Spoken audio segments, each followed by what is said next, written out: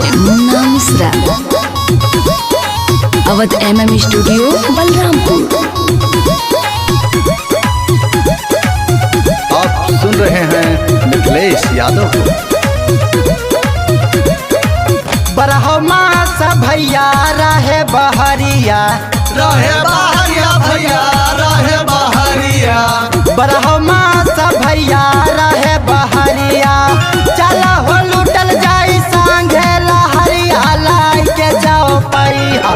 चलो चली मझिला तुलसीपुर बजरिया।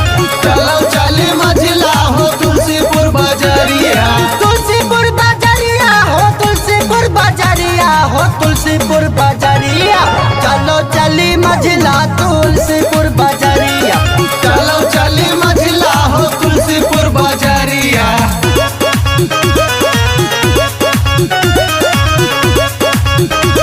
Awadh MM studio Balrampur.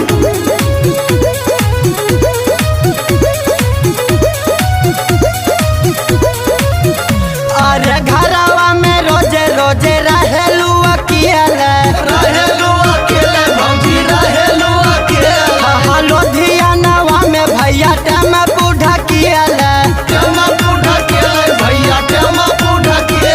अरे कनवा के बाली लई देव वाठा लालिया। चला हो चली मझिला तुलसीपुर बजरिया। चला हो चली मझिला तुलसीपुर बजरिया। चला हो चली मझिला। चला हो चली मझिला, चला हो चली मझिला, चला हो चली मझिला, तुलसीपुर बजरिया। चला हो चली मझिला, तुलसीपुर बजरिया। चला हो चली मझिला।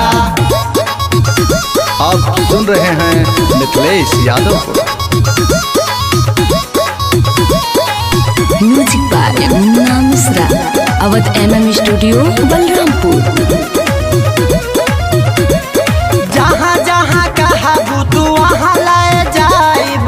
वहाँ लाई जाइब हो वहाँ लाई जाइब। बगल बैठल रसगुल्ला खियाइब। तोहा काहे भौजी रसगुल्ला खियाइब। डॉक्टर मिथल सलाई दी है सरिया। चलाओ चली बड़का तुलसीपुर बजरिया। चला हो चली मझिला तुलसीपुर बजरिया। चला हो चली मझिला। चला हो चली मझिला, चला हो चली मझिला, चला हो चली मझिला, महाराजगंज बजरिया। चला हो चली मझिला तुलसीपुर बजरिया। चला हो चली मझिला।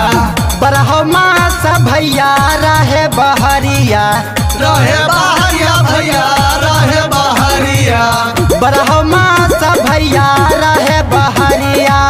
चला हो लुटल जाई संगे लहरिया लाई के जाओ पैया।